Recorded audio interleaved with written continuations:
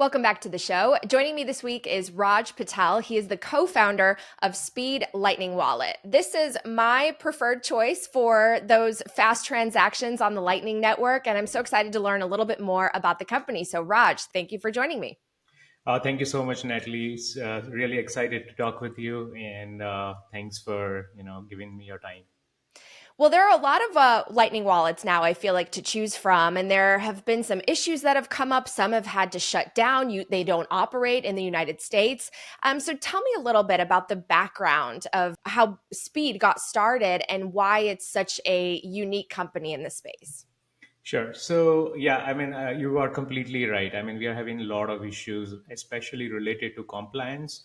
Um, we kind of started, with all these issues very much from the start, around 2013-14, when we had the first wallet show up, and at that point of time, the question was, is should it be under the money transmission licenses, and should it be treated as a payment network, because government would not recognize Bitcoin as a money or like a legal tender, right? So, and money transmission law actually applies to money. So if you're going to consider Bitcoin as an asset, and if you're going to tax Bitcoin as an asset, you cannot expect Bitcoin companies to go and get the money transmission license. So has been a lot of confusion, in this space.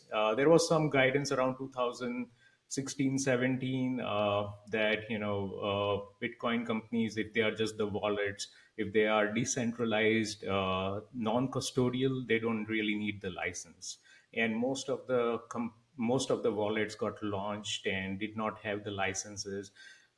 Then recently we had a Samurai issue where there were some money laundering, I think mixer issues and such.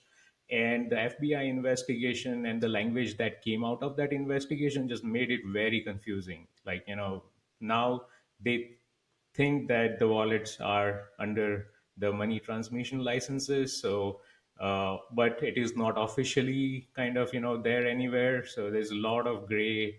We are kind of in a gray area. Like, it's Mhm. not sure whether we should get or we should not get. So some of the wallets did decide to kind of pull out of the US market. Some are still, there. And we decided to be there. We decided to be a little more careful and incorporate KYC and making sure that our platform is actually not used for anything illegal or money laundering or any such activities. At Speed Wallet, we believe we are a spending wallet. We are like a small wallet that you carry in your pocket with like 200, $300 that you go out for shopping. That's where we are. We are not meant to be like a store of value, something that you can use to save your Bitcoin. So Speed, we believe that, we want to give you like the most user friendly, easiest wallet to just put like 200, $300 and go out to shop or to earn more Bitcoin or to quickly buy Bitcoin and spend in the Bitcoin, refill your Bitcoin.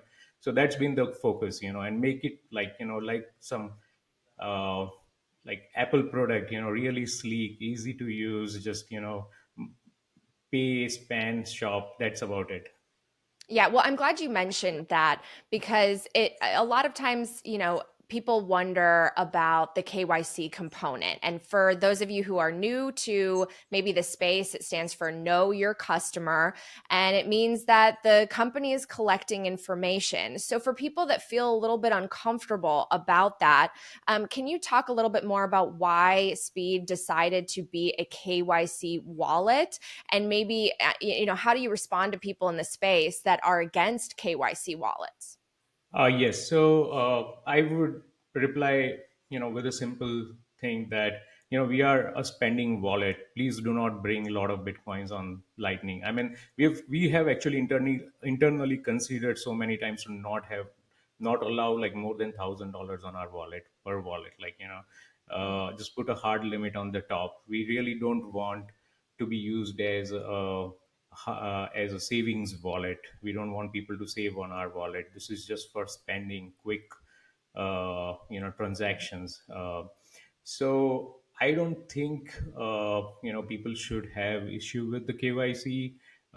Please don't opt for KYC hardware wallets. or the saving wallets or the multi-sig wallets that you're going to save your wealth on, probably, don't do that. I still firmly believe in know your, have your, if you have your keys, you have your coin. If you don't have your keys, then yeah, you don't Yeah. have the coins. And don't reveal, I mean, you don't really need to do the KYC for the hardware wallets or for the multi-sig wallets. So do not do that. If you're going to see significant amount of wealth on your wealth somewhere, there is no need to announce it to third parties. Bitcoin is meant for privacy, Mhm. anonymity, but we are just a lightning wallet. We are for spending. So I think we once since we launched our KYC, I mean, we really did not have significant pushback. Almost 99.9% of our North American users actually went through the KYC and have no problem, using it for KYC. I mean, actually, it helped in a way. We had like a lot of spam issues that immediately got resolved with that. CoinStories is proudly brought to you by Bitdeer, a global leader in disruptive technology for Bitcoin mining and AI. As a publicly traded leader, Bitdeer boasts a massive 900 megawatts of operational data center capacity and an additional 1.1 gigawatts under development across 3 continents, positioning Bitdeer as one of the most diversified and power dense computing companies in the world. Now, Bitdeer is leveraging years of expertise in data center and cloud management into high performance computing through a recently announced partnership with NVIDIA. Join Bitdeer in reshaping the world of Bitcoin mining. Learn more at bitdeer.com and explore how they are pioneering the future today.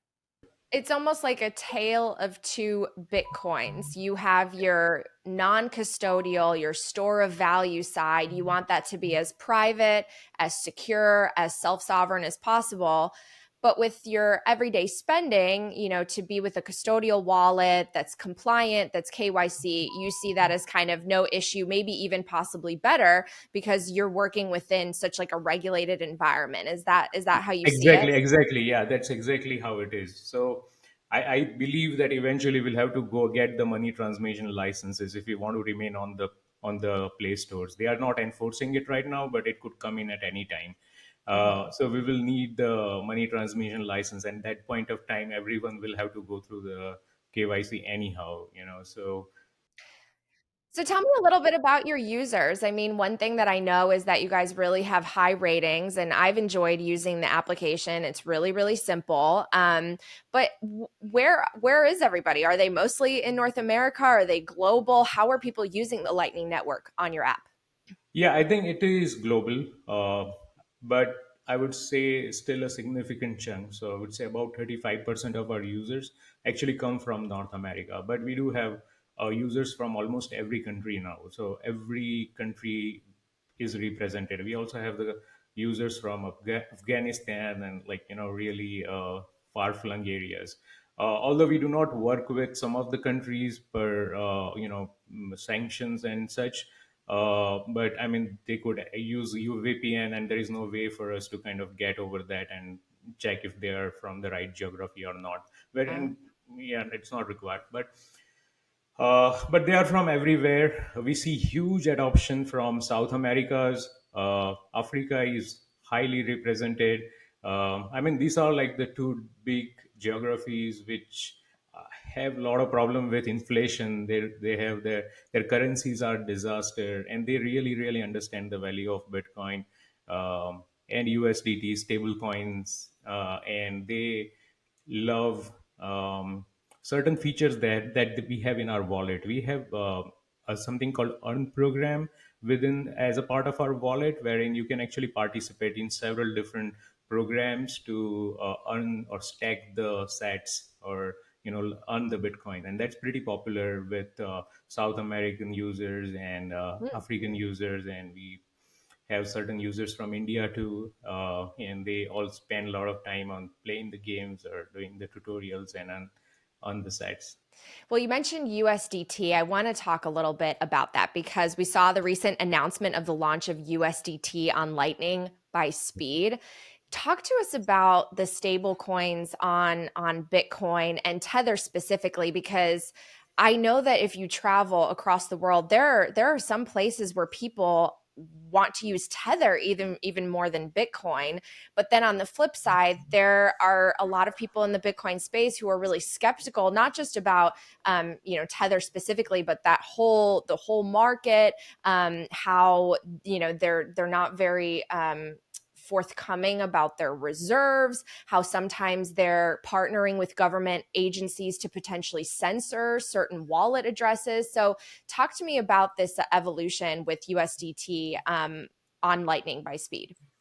Yeah, I think, as you said, Natalie, I think Tether has pretty strong recognition in African countries and South America. There is, and where it comes from is, I come from India, so I was born and I did my academics back in India, lived there for about 22 years before I moved to US, right?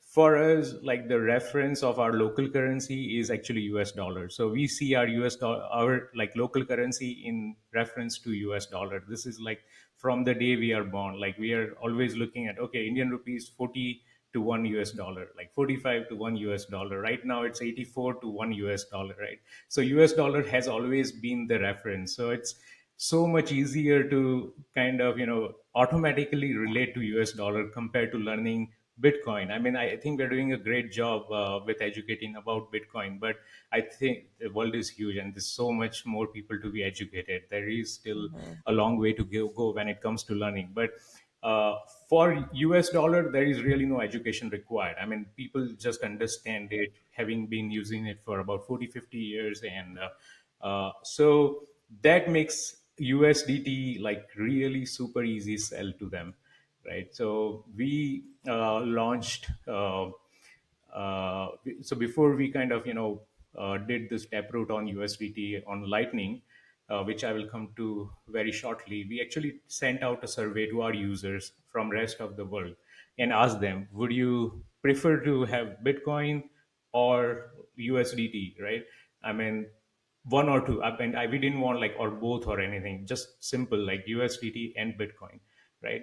And about 75% of people sales were like USDT. We want USDT. It doesn't change in the value. I mean, for them, they don't see the number go up over the long time, right? I mean, we as a Bitcoiner, we understand Yeah. that the BTC is significantly more powerful and useful, Yeah. and it's the real thing.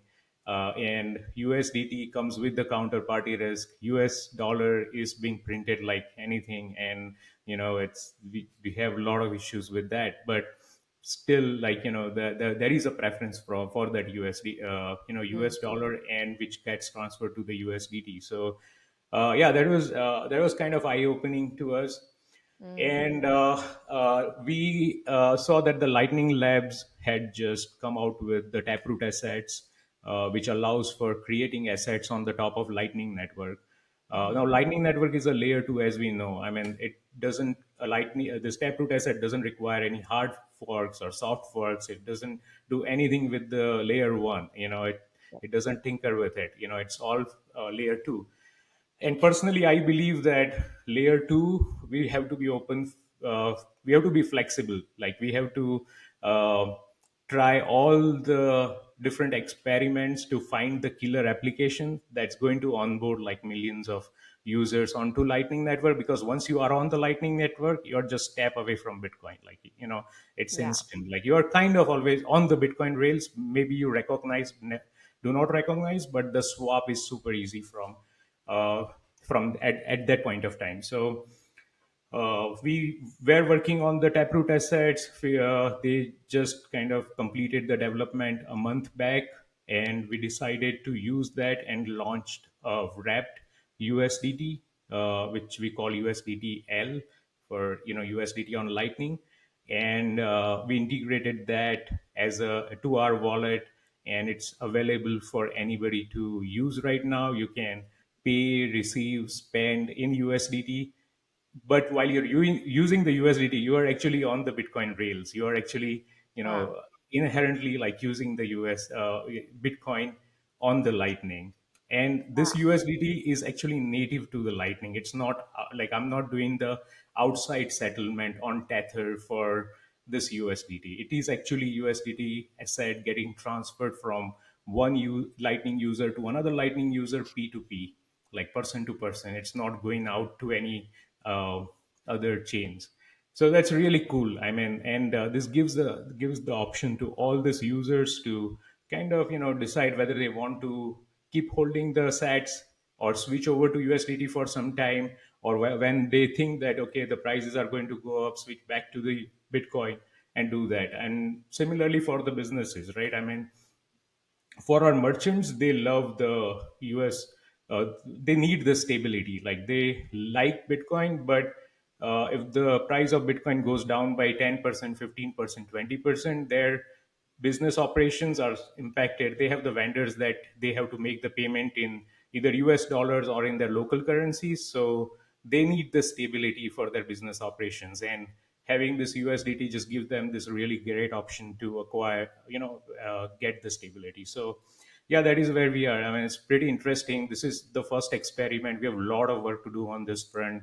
So next 2 3 months, we'll be working on finding the liquidity partners. We will be working on partnership with exchanges, with the merchants, with other wallet providers. We really want to uh, make sure that the assets become successful, and so that we get like hundreds and thousands of users onto the Lightning Network, the gravity on the Lightning Network goes up, and we are able to prove the Lightning Network as a medium of payment. Hmm. So I personally believe, sorry, just one more last point. I personally believe that Bitcoin is proven as store of value. Yeah. However, the next step is the medium of payment. We need to be proven as a medium of payment. Well, going back to the demand that there is worldwide for Tether, have you seen just a boost in speed when you made this launch? Yeah, definitely. So, I mean, before the USDT launch, we would see about 600 to 700 downloads per day of our wallet. That has spiked up to about 1,000 to 1,100 Oh, downloads every wow. day now. Yeah, so it's a significant boost, and we are seeing the USDT transactions going up significantly as well. Uh, Although we are still working behind the scenes solving a lot of issues, so our node kind of keeps going up and down. uh, but yeah, I mean, and that's going to get resolved in next couple of weeks. Uh, but yeah, the demand is huge, it's significant, and yeah, we'll see a lot more traction. It's time for a quick break to hear these messages from my partners who make this podcast possible.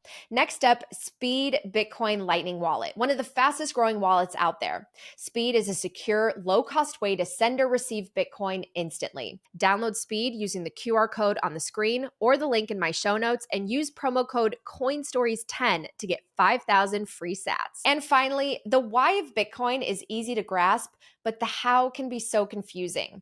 The Bitcoin Way is a professional Bitcoin IT and security team offering personalized one on one support that guides you through cold storage, setting up nodes, inheritance planning, privacy best practices, and more. Set up your 30-minute free consultation today. All right, back to the show. A lot of people that watch this are not technical.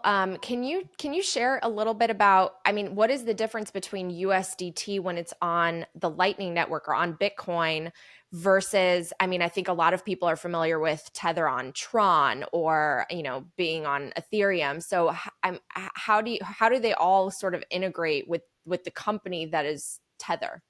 Yes, sure. So, as such, technically, it is exactly the same. So the Tether on Ethereum is nothing but ERC20 token that Ethereum or Tether has issued on their own. Like they manage the minting and burning of those tokens on Ethereum and Tron. So they are the one kind of managing those assets or those tokens on Ethereum and Tron. On Lightning Network, it's exactly the same. They are still the Tether tokens, right? But Tether has still not decided to engage itself on the Lightning Network, and we really want them to be on the Lightning Network. However, it's going to take some time. They're not going to just jump in right away technology is proven, then or they see significant demand or some evidence of demand, it's going to take them some time before they jump on the Lightning Network. And that's where we are kind of filling the gap. We just launched this bridged uh, Tether token, which is pegged to the USDT, that Tether on Tron and Ethereum that we custody. And these are the assets which are available. But by like technically, they are exactly the same concept. Now with the Taproot assets, we are able to do the tokens on the Lightning Network. Okay, that doesn't mean that you should do the tokens or do the shit coins. I mean, I definitely no, I really do not. We are never going to do that. We are never going to do doggy coin or pow pow coins and such Yeah. things. That is not. I mean, we will be limited to Bitcoin and the USDT, or sorry, the stable coins. I would say a stable coin and Bitcoin being the center, like the main hero of our product Yeah. line. Product platform. Can you talk a little bit more about what got you into the space, why you're really passionate about building specifically with Bitcoin? Because it's not easy to build a company in this space. The wallets, again, it's like you face a lot of regulatory hurdles and there's a lot of competition. And so, I mean, why are you so passionate about it? Yeah, well, I've been Bitcoiner for 12 years, and the re- the reason I got into Bitcoin, I mean, it's a long story. I come from India. We have perennially had like 10-15% inflation year over year. The first time I came to US, the biggest cultural shock, or one of the biggest cultural shock for me was the price is not going up like by 10% every year over year. I was like, Wow. okay, why doesn't the burgers are like $4 and they're still $4 and they're still again $4 the year after, right? Now we see some inflation here in US, but uh, back before like 2008, the prices were pretty stable. So that was kind of a cultural shock. So that kind of led me to question, like, is inflation even required? And then I can it led me into some research, and I realized that no, I mean, you this is all bullshit, and actually deflation is better. It feels better. It is actually I mean, rather than maligning like deflation, we should be kind of we should have a favorable narrative to inflation. Like deflation rocks. Like deflation is cool, it's awesome, and you really do not need. I mean, the biggest argument for inflation has been that it is required to kind of stimulate the economy. Otherwise, everything people will lose the job, the unemployment rate goes up, but it's because we had the inflation in the first place. We are in a situation with the debt that if we stop doing the inflation, we will be creating unemployment. I mean, it's like, we created the problem, and then we just, to kind of not have that problem go out of control, we kind of keep persisting and keep double downing on it. uh, so this was all kind of realization even before I came across Bitcoin. And then around 2012-13, I first read about Bitcoin on Wall Street Journal, and I was like, this Wow. is pretty cool. Back in the school, I had studied like Austrian economics, so I Oh, had some idea. Yeah, I was in a yeah. B from 2008 to 2010 here in US, and Wow. yeah, I got opportunity to learn both Keynesian and Austrian economics. So I had some understanding of how both these economic models were different, and Bitcoin was like a purest implementation representation of Austrian economics. So it was something that I kind of uh, got attached to almost immediately. But at that point of time, it was really difficult to buy Bitcoin. It is Mm. difficult to acquire it, use it. However, we started using it to pay our developers all across the world. We were a software company for quite some, like, we had a software company back in India. We were in IT services, but we used to hire a lot of developers from Eastern European countries, and it was very difficult to pay them. And Bitcoin was like a Oh. great instrument for payment. They love Bitcoin over there, and they were completely fine accepting Bitcoin as a payment. Oh. Yeah, So that that, makes sense. There are a lot of developers in Poland where I come yeah. from, and then Oh, is it hopefully they're okay? going to put in Bitcoin. Yeah, so they love Bitcoin, and that kind of got us into Bitcoin, and we have been stacking since then. 2015, 16, we came across the Lightning Network paper, and we were like, okay, this, and we understood, we did know about the scaling issues with Bitcoin, and our understanding kind of aligned with most of the core devs that on the layer one we need to solve for the decentralization, security, anonymity, and then maybe layer two we think about scaling and doing Mhm. all this experiments, whatever, maybe bringing the assets or JPEGs or whatever people want to do, but should layer one should remain untouched, or it should only be Yeah. touched in case of, like, it should be exception to change it. So yeah, we were extremely bullish on the Lightning Network. We were very closely following the development of Lightning Network. We also tried to contribute on it. We did contribute, and however, while all this Bitcoin things were going on, I was actually working on my first startup, which I started in 2016, and before that, I was actually working in Amazon. I was in Amazon for about 6 7 years. I was actually part of a founding team of Alexa, the Oh, Echo wow. Alexa. Yeah, yeah. So I was part of the founding team over there, and uh, 2016 I started working on my first startup, which was related to e-commerce. I mean, something that, I mean, it was basically like culmination of everything that I had learned at Amazon. uh, and we were focused, I was focused on that. We had uh, a, a great team working from all over the world. We had employees here in US, back in India. We pulled this whole product through. I funded that complete product development by selling my stocks of Amazon back in 2016, 17. So Oh, it was wow. completely self-funded, bootstrapped from grounds up.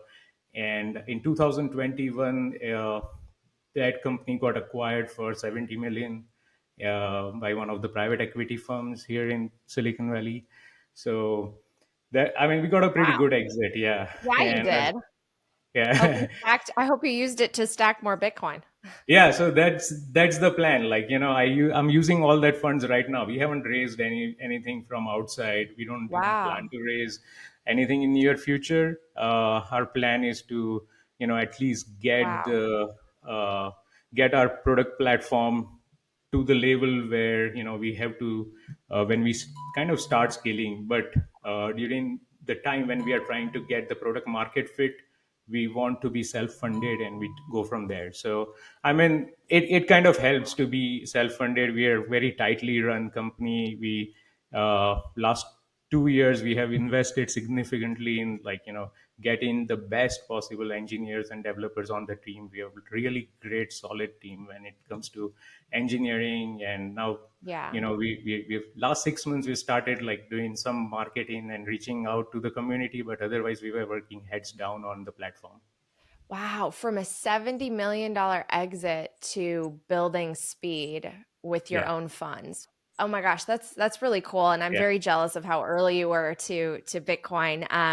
But I've had the chance to meet several of your team members, and everyone really has just such a solid background, really knowledgeable, really passionate. So it's been really, really great to see. Anything else that we didn't cover about speed that you want to mention or talk about? Well, I think we covered most of it.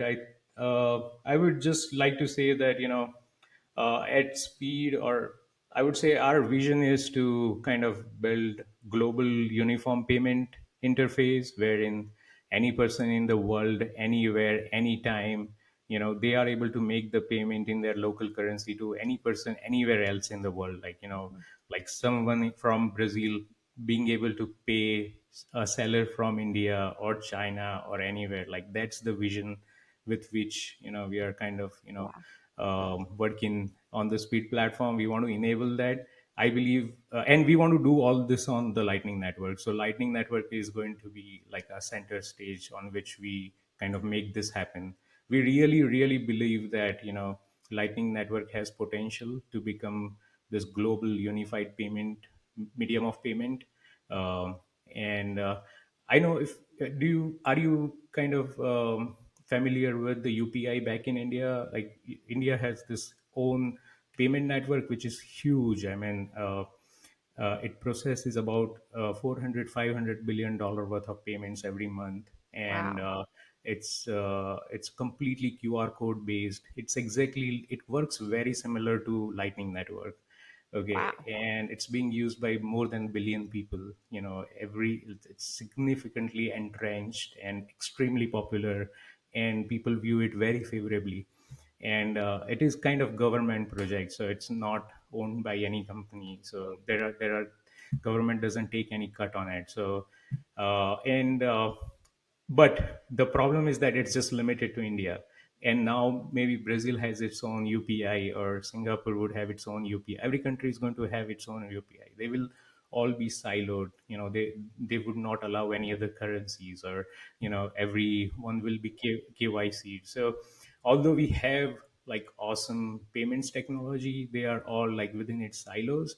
Lightning is our shot at creating like this global payment network where Yeah. any person in the world can work with any other person, just make the Yeah. payment, and without any friction. So that's what we are working at speed. We I want to mean, I make it hope we happen. get there. Yeah, I hope we get there. I remember reading in the Bitcoin Standard by Saifedean when he talked about just the amount of money that's spent on currency exchanges. And it's not Yeah. a productive aspect of our economy, but it adds up to trillions of dollars every single year, literally just changing one fiat currency into another. No actual value has been exchanged, right? Nothing, I didn't give you a good or service. I just changed the money to make something Yeah. else happen because of all the Yeah, it's friction. exactly like that. Like, It is like that. It's a huge waste, and there's a yeah, lot of like middle people involved for no reason. I mean, we have a technology where all these things are redundant. This is all friction, and we have a technology to very easily yeah, overcome this. So it has to yeah, go away. I mean, we really yeah, want to fight for that and make it super frictionless. Just super yeah. smooth to get the payments through. Yeah, this is something also that Bitcoin fixes. And I love what you said earlier about really save your Bitcoin and be very vigilant about how you store that. Be sovereign. Make sure to keep that private. Trust companies that are Bitcoin only, as opposed to with your spending. Don't have too much on those wallets. Lightning is great for these really quick, cheap transactions. And it's great that your app has made it so easy. I just want to also give Speed a shout out because this year for our third annual Women of Bitcoin brunch, we raised money for women in distress, which is Yeah. helping victims of domestic violence and trafficking. They're actually helping them through Bitcoin. And Speed was generous enough to not just match, but exceed our donations so that we were able to have more millions of Satoshi to offer women in distress. So I just want to thank your team so much for giving back and for supporting that cause. And everyone, head to the link. I'll put it up on the screen if you're watching this, or you could go to the show notes if you're listening to this episode. Make sure to sign up for Speed. There's a promo code. You'll get 5,000 sats if you use CoinStories 10 and the link in my show. And Raj, it was so great to talk to you. Hope to see you back soon. Thank you so much, Natalie. It was really nice talking with you. Thank you so much for checking out this episode of Coin Stories. If you're listening on the Fountain app, you can show your support and share your thoughts by sending a boost. One of last month's top episodes was with Jeff Booth. At Hodl boosted 2021 sats and said, Booth once again provides perspective to help see through the matrix and a hopeful path forward. The man is onto something, and we need 1,000 more that can communicate like him. I agree. I love reading and replying to your boosts, so download Fountain on iOS or Android today and make sure you subscribe to Coin Stories. This show is for entertainment and educational purposes only. Nothing should constitute as official investment advice, and you should always do your own research. My inbox is open. If you want to share feedback or guest suggestions, just reach out at natalie@talkingbitcoin.com. Make sure you're subscribed to the show and check out my free newsletter, nataliebrunel.substack.com. I'll see you next time.